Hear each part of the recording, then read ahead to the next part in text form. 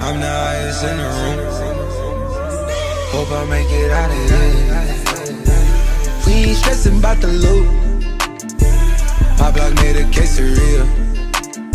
This not the molly, this the boot. Ain't no coming back from here. Live a life of me.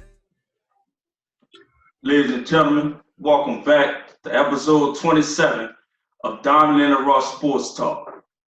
For today's special guest, we have what I like to call the Stephen A. Smith of today's generation, the very talented Mr. G Sports himself, Mr. Jeremiah Great. Welcome to the show.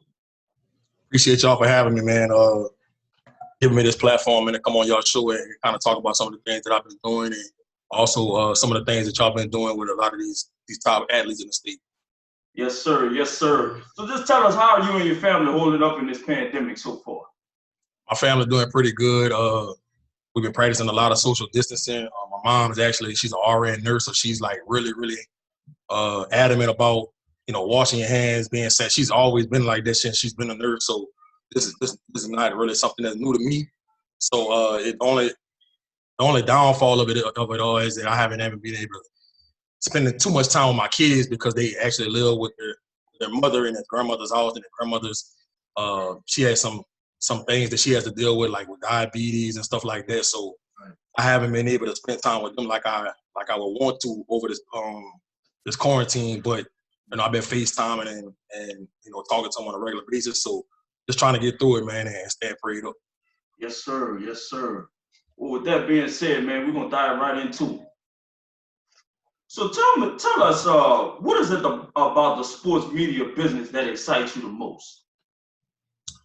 I think what excites me about media is sports is opinionated. That's what makes sports so beautiful. Just because you might feel like LeBron James is the best player to ever live, and I don't. That doesn't mean anything. It's about perspective for me. I talk to people about sports all the time, and people get so personal when you don't agree with their opinion.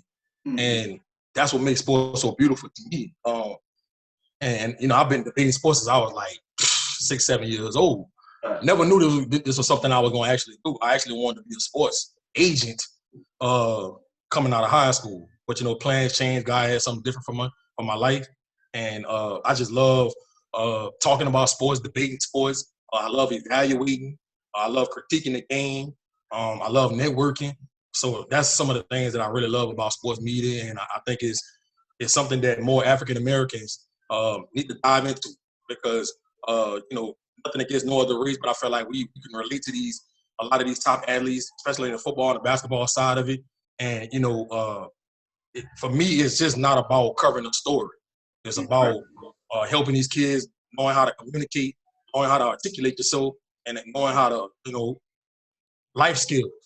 Right. Learning life skills about, to be able to use in your everyday life and how to become a man. And that's some of the things that I like about media that I've added to my platform that probably some people in the media don't probably necessarily do. So that's what I really love about sports media. Now, from talking with you, a couple of weeks back, you've been to some big time events. The McDonald's All-American game is just to name one of them. What is your most fondest memory, and can you just give us a little insight on what it's like to be a part of something so that's really big time? The McDonald's All-American experience was pretty unique. You really understand that this is really a business. We, as a kid and as a fan of sports, you watch it on TV and you see, people get drafted and you see they sign these contracts, but you don't really understand what goes on behind the scenes and what goes on leading up to the McDonald's All-American. And it starts when them kids in the 7th grade. Right. And, I always been on the shoe circuits. So like the Adidas circuit, Under Armour circuit, Nike circuit. I beat on those. I always cover kids on those circuits. So I've been seeing this process for about 7, 8 years now before I even started these sports.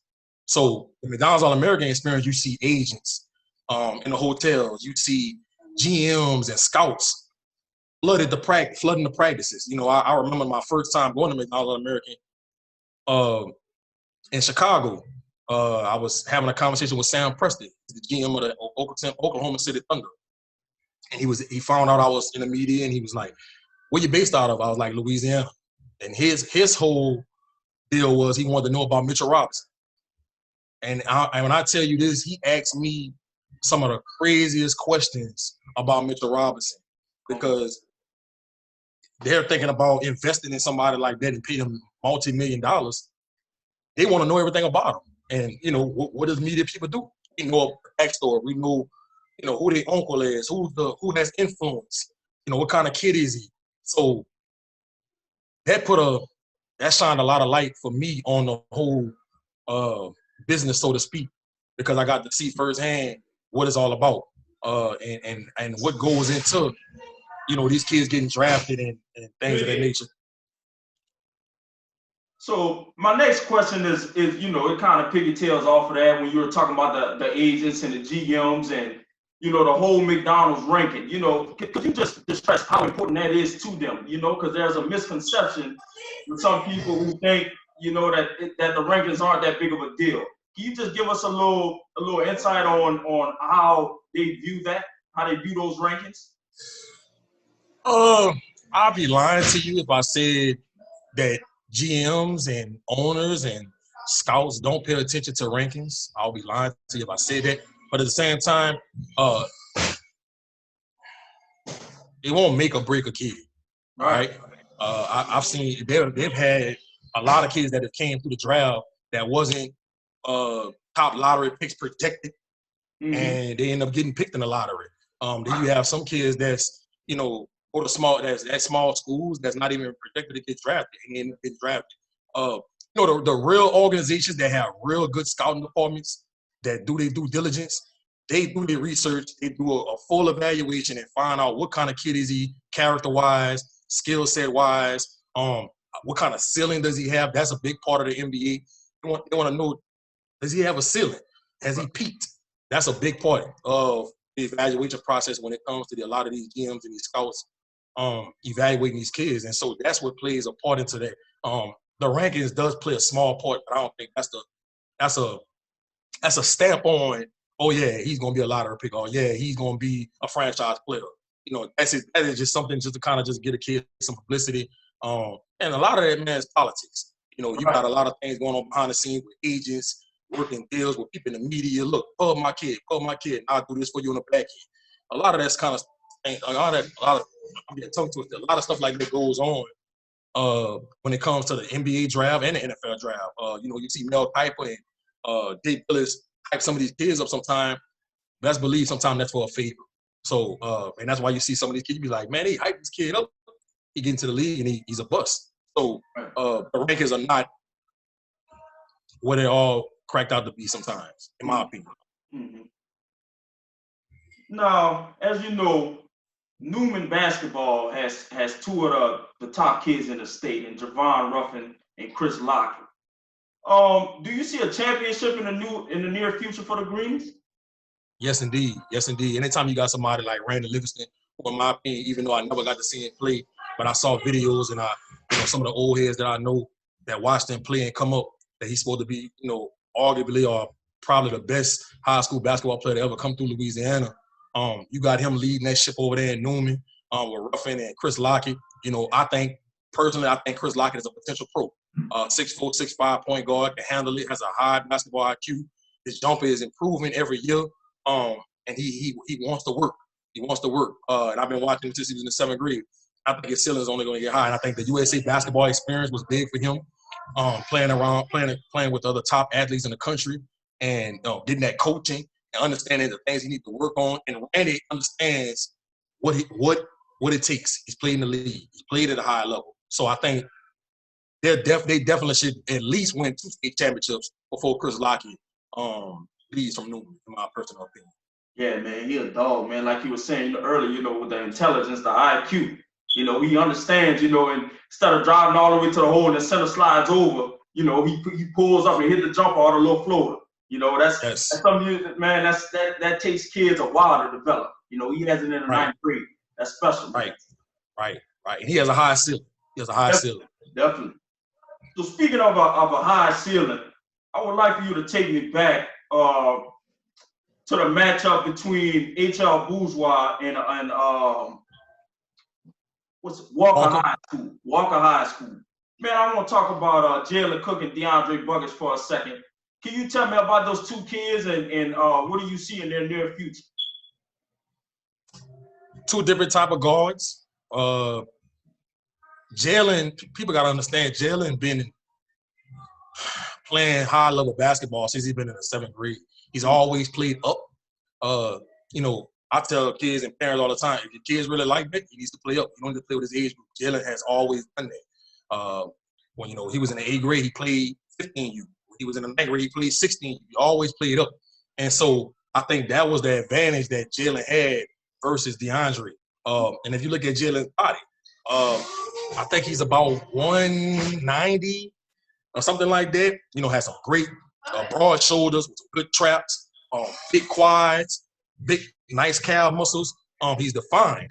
I think he bench presses 275. I might give or take or something like that. Running back, man. But he's very strong. He has a strong core. That's a big deal in high school basketball. DeAndre, on the other hand, doesn't have the same frame. Now, he did get in the weight room going into his senior year. But if DeAndre would have done the same thing that Jalen had done since 7th, 8th grade, his body probably would look the same. Neither one of them is athletic, but Jalen, with that strength and being able to put the ball in the cup and being able to stay in front of his man with that strength, you know, you can't just drive by Jalen because he's so strong with his core. I think that was a big difference, and that's another reason why he was so highly touted, you know, on the Under Armour circuit. You know, college coaches seen that. Not athletic, but so strong. He's a bulldog on both ends of the floor. So, but I think DeAndre, he's going to the ocean, going to the best JUCO conference in the country, up there with Coach Coons and Dustin Fairman, who played at Helen Cost with Greg Monroe. I think that's going to be a great situation for him. And, you know, you're going to play against the best of the best. I do think his on-ball defense has to get better. I think it will because DeAndre's he's a workaholic. You know, he's a gym rat. He wants to be the best. But you can't control your height. You know, he's 5'8". You know, Jalen's a little taller. Jalen's about 6 foot, and in a game of basketball, inches matter. But Jalen, I think Jalen is going to do phenomenal at LSU. I compare his game to Kyle Lowry. I tell him that all the time. I say, bro, you know, I think you can make it to the league. You know, now a lot of different things got to happen. You got to have a little luck on your side, you know, and stuff like that. But you have a chance. Your game reminds me of Kyle Lowry. I love Kyle Lowry when he was in college at Villanova. And Kyle Lowry only averaged 11 points a game his sophomore year before he went to the draft. And now he's a 6-time All-Star, NBA champion, and he has a gold medal. So, and when I told Jalen that, he was like, for real? I'm like, yeah. And, you know, people look at Kyle Lowry just as, he's a regular player in the NBA. Nah, this dude getting paid, and he has a chance to be a Hall of Famer when it's all said and done. Right. And he's about 5'10"-ish, you know, but he's a dog. So I think Jalen, he's another one, man. Work ethic is just insane. Like, he probably getting shots up right now. He probably lifting weights, probably doing sit-ups, crunches. Like, he doing something to improve his game. And then the mental aspect of it. Comes from a great family, a good two-parent home. Mom and daddy stays on his tail. You know, he's not one of them kids that's where they hold his hand through every situation and tell him how good he is and don't really critique his game, and not just as a basketball player, but as a player. I mean, but as a person. And that means something, man, when you go into that college level. And Jalen has more leadership qualities than DeAndre, in my opinion. And that means something from the point guard's position. You know that. You know, the Chris Pauls of the world, when you small like that, you got to be able to be another aspect to the game.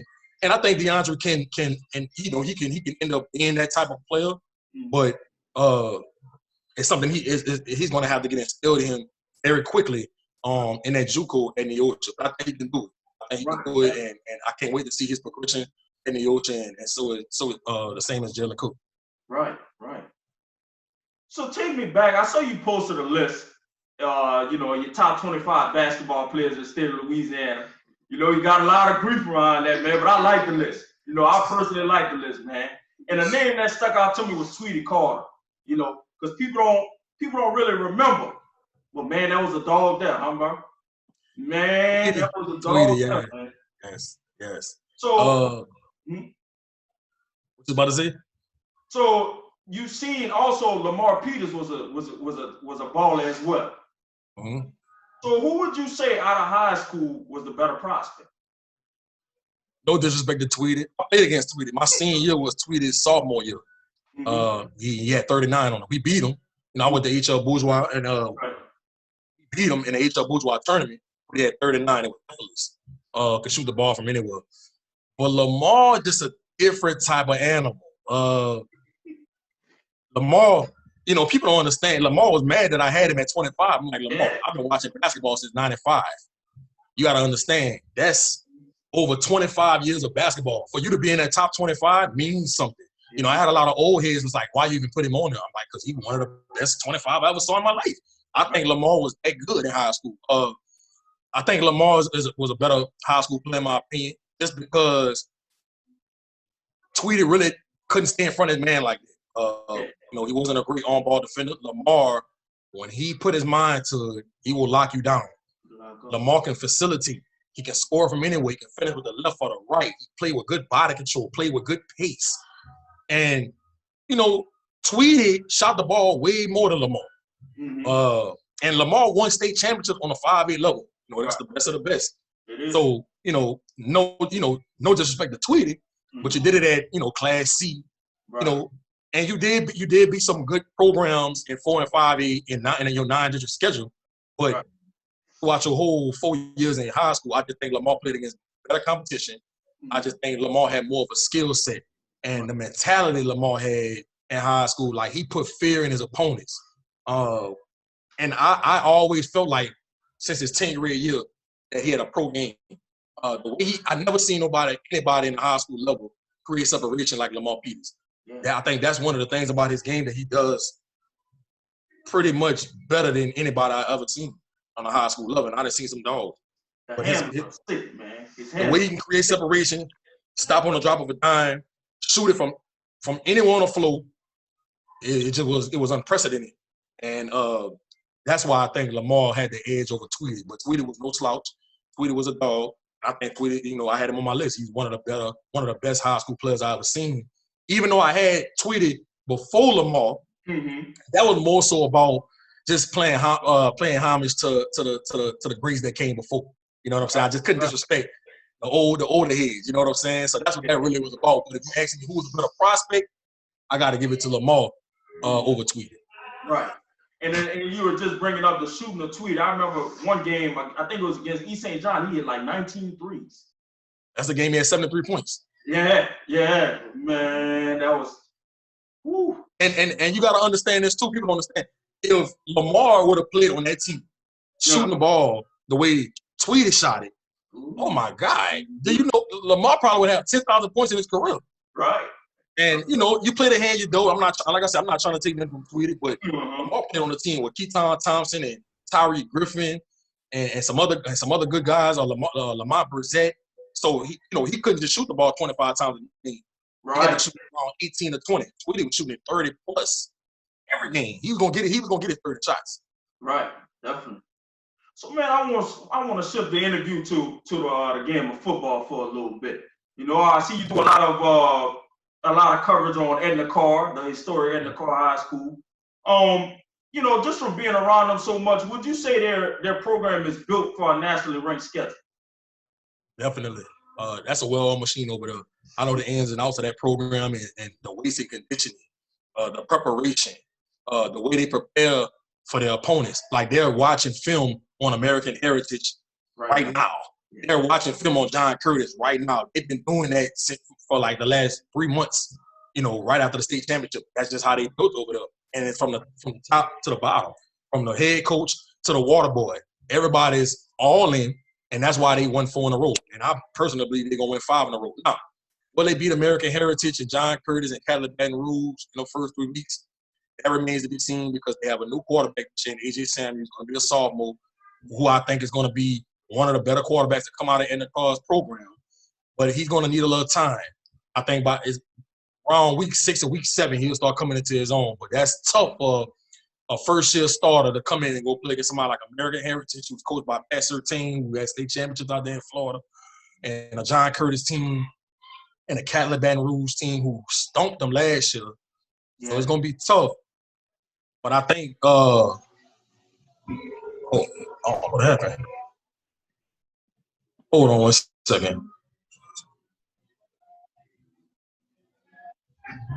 My bad. I don't know what happened. But I think they're built to come out of them first 3 weeks. I can see them going 2-1. I don't see them going 3-0 in those first 3 games, but I can see them going 2-1. Where that one loss is going to come from, we'll see. But that Cadillac Baton Rouge, John Curtis, and American Heritage, that's going to be a tough first 3 games for them. So we'll see. But I like the way Bryce Brown put his schedule together. You know, you went 4 in a row, you got to challenge your team, you got to challenge the program. So, but if anybody can overcome that schedule and prove all the doubters wrong, include me, is Edna Carr and Bryce Brown in that squad. Right. So, who would you say, you know, Louisiana has had plenty of talented running backs come through, you know, Joby Knight, Leonard Fournette, Pooka Williams are just to name a few. Who would you say, in your opinion, was the most talented running back to come out of that bunch? Out of Louisiana, period? Right. Man, look, I just told somebody on Twitter today, and I had him first on my list. Pooka Williams, the best player I've ever seen in my life. Wow. Best player I've ever seen in my life, and the reason why I say that is because, you know, people say Leonard Fournette and Speedy Noel and, you know, some of those guys, and it's arguable. It's arguable if somebody tell me Speedy Noel was the best player they ever seen in high school football, or Leonard Fournette, or Joe McKnight. I'm not gonna be like, "Man, you tripping? You don't know what you're talking about," because it's arguable. My personal opinion is Pooka Williams. He's 5'7". He was 5'7", 165 pounds in high school. No disrespect to that Hornville team. They didn't have a lot of talent around him. I mean, Jaquan Jackson at the quarterback position, he could run a little bit, but he was out of position. He couldn't throw the ball to save his life. It wasn't his fault. He was thrown into that situation. They didn't have any receivers. Everybody knew Seven was getting the ball. They had 3 plays: power, counter, lead. Everybody knew he was getting the ball, and they couldn't stop him. And for him to lead that team all the way to the state championship at 5'8", and go toe-to-toe with Zachary. I mean, and you rushed for over 3,000 yards that year was incredible. And I covered a lot of them games. So I saw some of the things that he did in those games was just out of this world. Like, it's something I've never seen before. His stop and acceleration, it's just something I never ever seen before. His competitive nature, his speed, change of direction, being able to catch out the backfield, being able to motion out the receiver, punt return, kick return. I mean, he just was incredible. He went to Acadiana and took down Acadiana. It was down 21-7 or 21-0.5. And Acadiana hadn't lost at home in over a decade. And he came down there and took them down in the semifinals. He just had a lot of Heisman type of Definitely. moments that year. I think he's the best player I've ever seen in high school football. Right. Yo, man, well, that's all the questions I have for you. Mr. Netterville, the floor is now yours. What age did you realize becoming a sports journalist was your calling? To be honest with you, man, I didn't really think about getting into the media until about 2014. Like I said, I wanted to be a sports agent. That's what I wanted to do. I wanted to be a Rich Paul, if you will. But, you know, I didn't know that, you know, once you get your bachelor's in sports management, you got to go to school for another 4 years because, you know, being an agent is like being a lawyer. So that kind of like discouraged me. I was like, man, I hate school. I don't want to go to school for another 4 years. And a friend of mine named Jaron Pierce with the Vanderbilt Catholic in Houma, Louisiana, he now has a pretty good training facility out there in New Orleans off of Risa Castle Hill. It's called Equip Fitness. He does a great job over there. Has a lot of clients. I know Leonard Fournette trains over there sometimes and some other big-time athletes. But I remember one time, and this is a true story, exactly how it happened. He said, man, you ever thought about starting your own media company? I was like, no, I never thought about that. You know, he was like, man, you ought to think about starting your own media company. I was like, man, how am I gonna do that? And we was texting, and he called me, and he like just started inspiring me. And it's just crazy how, you know, sometimes people see something in you that you don't even see in yourself. that's kind of what happened. And, you know, I remember him telling me that, and I thought he was crazy. I went to sleep at night. The next morning I woke up, it was the first thing on my mind. I was like, why is this on my mind like this? And then I called a guy that I know that's pretty good in IT. I got him to build my website. I started a YouTube channel, and then I started realizing, like, maybe this is my calling. So, and the rest is history. So you played sports before in your life, right? Yes, sir. So can you name all the sports that you ever competed in and the positions you played? I played at HL Bourgeois. I didn't play back then, I graduated in 2003. Back then, 9th grade was at Evergreen. So I didn't get to high school until 10th grade. My 10th grade, unfortunately, I got expelled my 10th grade. Just doing some silly stuff, being a knucklehead.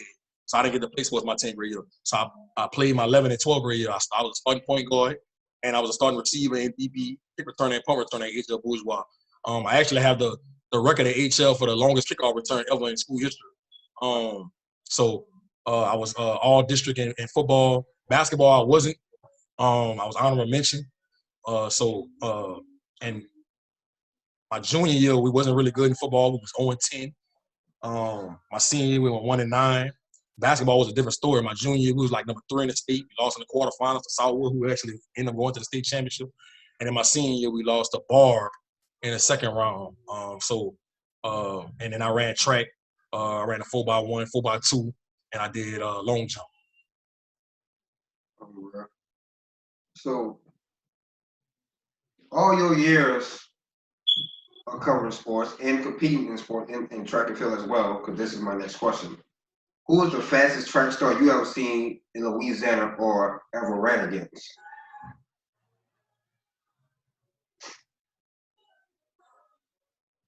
I would have to say Corey Wren is one of them. They had a kid that went to E.D. White.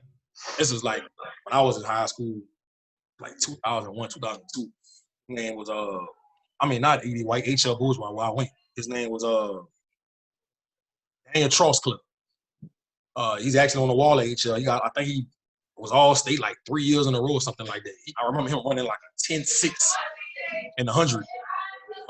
He was one of the fastest, and he was a white dude. He was one of the fastest I've ever seen. It's crazy that you said the name Corey Wren because we actually interviewed him, you know, and he's gave him All-American sprinter. You know, he is one of the best. So my next question is, how does it make you feel in your heart when you have NBA and NFL players like Alvin Kamara, Zion Williamson, Jay Will, Colin Sexton, Trey Young, Michael Porter? How does it make you feel in your heart when these people say I'm rocking with G Sports? Can you please tell the world about the grind that you had to put in, the long days, the long nights, you know what I'm saying, you know, to get that type of acknowledgement? That's crazy, man, because just talking to them guys and interacting with those guys and really building relationships with them mean a lot to me. Because like I said in the beginning of this segment, it's not just about building, it's not about just a story for me and trying to, you know, get an interview. You know, I really enjoy building relationships. And I think a lot of the prospects and the athletes I come across, they see that. They see how genuine I am and I actually care about them as a person. And, you know, trying to figure out different avenues for them to prosper in their life, not just sports, you know. So when you see people like Trey Young and Zion and Kamara and them say I'm rocking with G Sports, you know, that's like icing on the cake. You know, that's like, man, you know, you're doing your thing out there. So it's kind of surreal to me a little bit, to be honest with you.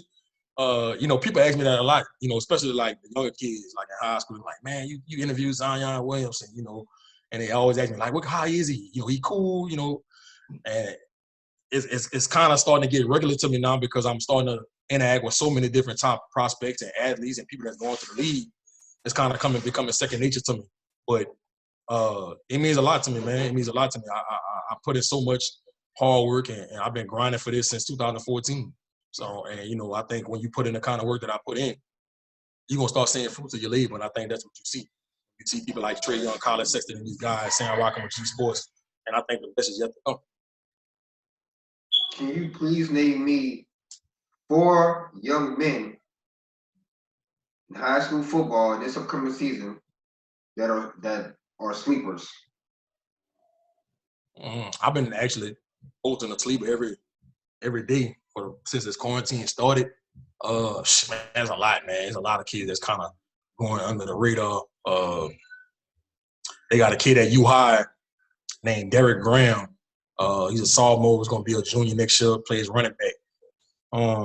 I think he's probably arguably the best running back in the state for 2022. 6 foot, 205 already, built like a Mack truck.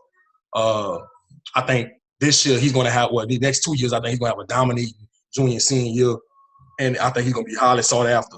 I'm really confused on why he's not getting recruited more than he is right now. I know Virginia University is his only offer, but I think this kid should be getting recruited by so many more schools.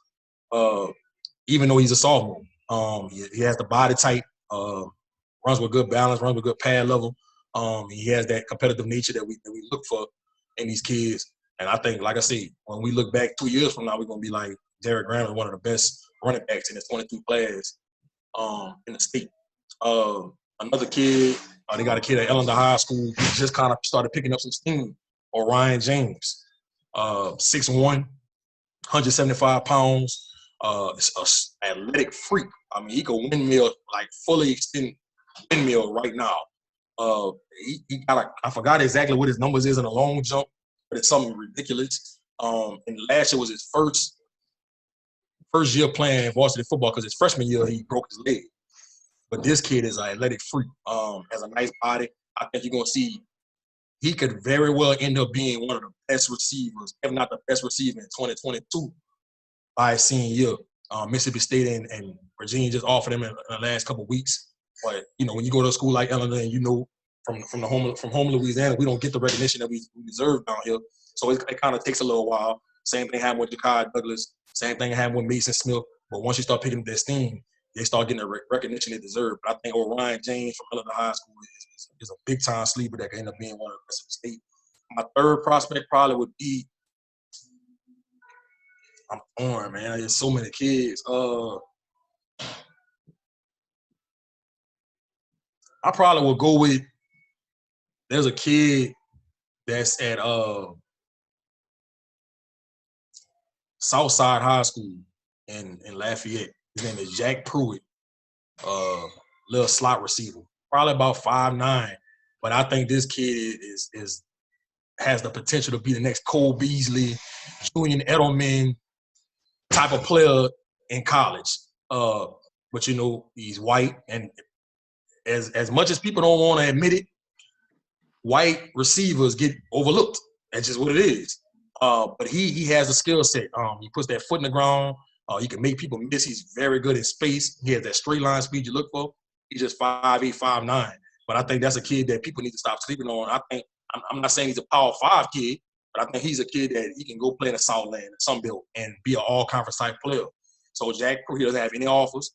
I think Jack Pruitt is somebody that colleges need to start taking notice to. And every college coach I talk to, I always bring his name up. You still got one more prospect left, right? Nah, that was 3. Okay. So I have 2 questions left. So my next question is about Kent Moolah. Do you honestly feel that he is one of the best trainers in the state for athletes, and can you tell me why? You know, I don't really get caught up with who's the best trainer, so to speak, kind of deal, because there's more than one way to skin a cat. You know, AB Explode does a phenomenal job training kids. Fuse down there in Lafayette, he does a great job training kids. Ryan Clark does a great job training kids. It just depends on what you're trying to work on. You know, some kids that specialize that's trying to specialize in, getting their hips better. Maybe you should go to Ryan Clark. Some kids that really want to focus on speed and agility. Maybe you should go to Cam Moolah. Some people that's trying to improve their acceleration. It just depends on what you're trying to do. Maybe you should try to go to AB Explode. So, I'm biased when it comes to Cam Moolah because, I seen his grind. He started his training the same time I started my media company. And I saw him grind and put in the work to get it to where it's at today. And what I like about Ernest Harvey over there at Cam Moolah is he's the same way that I am, as far as mentoring the kids, giving them good advice, and talking to them about stuff, not just dealing with sports, but about life and as a person and how to be a better man, a better husband, a better father when you get kids, and just how to interact and how to conduct yourself in life. So I'm a little biased when it comes to Cam Moolah. So any athlete I talk to, I don't care where I'm at, I always tell them Cam Moolah is a trainer that you need to go see because he's not just going to care about you far as the athlete standpoint. As an athlete, that's it. That's not all he's going to care about. He's going to care about you as a person and make sure that you're doing what you're supposed to do on and off the field. And he's great at relating with the kids. He came from a tough childhood, so he understands the struggle. He understands, poverty and where some of these kids come from. And he loves to give back. And he's a very genuine person. So, and he knows what he's doing. He studies it. He masters his craft. And I think he's only going to get better. So, like I said, I don't really like getting into who's the best trainer. But, of course, I'm going to be biased to Cam Moolah because I see what he's done over these 5+ years, and it's been remarkable where he's came from. For my last question, what is your burning desire? As far as? That's what you want to do in life. Man, I'm trying to make Sportz the #1 media company in Louisiana. That's a short-term goal. And ultimately, I want to branch off to other states. So that's something I'm very passionate about. Real estate. That's another thing I'm very passionate about. I wanna get into throwing basketball tournaments and throwing camps. That's something else I want to kind of start getting into in the next year or two. So I just want to make it a one-stop shop. When you talk about Sportz, you're not going to just talk about he knows about who the best kids in the state and who the sleepers are. You're going to talk about Sportz. You're going to say, man, this kid showed me how to be a better man. Sportz showed me life skills. He showed me how to be a better father. It's the same thing I was saying about Ernest Harvey, better man. And that's what I want people to look at Sportz about. So that's my burning desire. And, when I leave this earth, that's what I want people to say about me. Like, he actually cared about me and cared about my well-being and my future. And he impacted me in some type of way. Like, sports-related, not sports-related. So that's like, you can't put a price on it. And that means more than $1 million to me. And I truly mean it. What's your brother? Man, we thank you for this interview. Yes, sir. We thank you, man. Can you just tell us your social media platforms? Follow me on Twitter, G_paid-in-full08. Instagram, G_PIF08. And on Facebook, you can type in Sportz, G-Sportz. That's my business page, and my personal page is Jeremiah Gray, a.k.a. G. Yes, sir. Well, once again, man, we really thank you for this interview, and we really appreciate it, man. Take care. Appreciate y'all for having me. Yes, sir.